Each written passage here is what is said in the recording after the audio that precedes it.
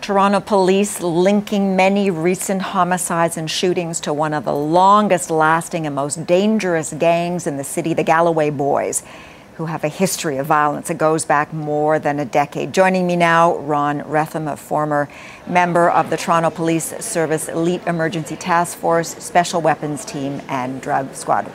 Welcome to you. Thank you. Because we're speaking to a national audience, tell us about the Galloway Gang. Who are they? Well, they're a group of individuals that are situated in a certain area of Toronto in the Kingston Road and Galloway Road area. And it's a Ontario social housing complex, and that's where the gang was formed, and that's where they dubbed their name from, if you will, the Galloway Boys. Their apartment complex is right on Galloway Road. So what's taken so long to shut them down? You know, why haven't they been shut down in more than a decade? Well, back in 2002, 2004, there was a rash of violence and shootings involving the Galloway Boys, and Toronto Police engaged in a huge project, and they did, in fact, take them down and did an outstanding job in rounding them up, gathering intelligence, and incarcerating many of them.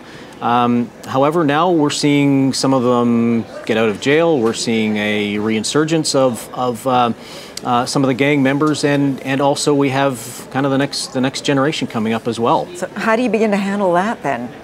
Well, you know, from listening to Detective Sergeant Nickel this morning, I believe that Toronto Police have done an outstanding job in where they're at relative to these shootings and these murders, and it's gathering intelligence, and it's a very onerous, difficult task to gather pieces of information to put a case like this together. So gathering intelligence, yes, but you know, also there's this quote from Toronto Police Chief Bill Blair, who said that today's gang culture glorifies public violence. So how do police begin to fight something like that?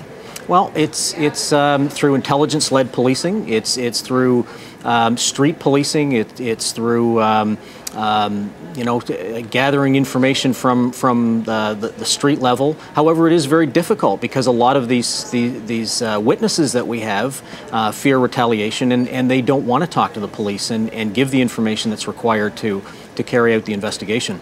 You know, the impression is, and you know, we take a look at the statistics every year and say crime is down, homicides are down, home invasion is down, but the perception seems to be it's not.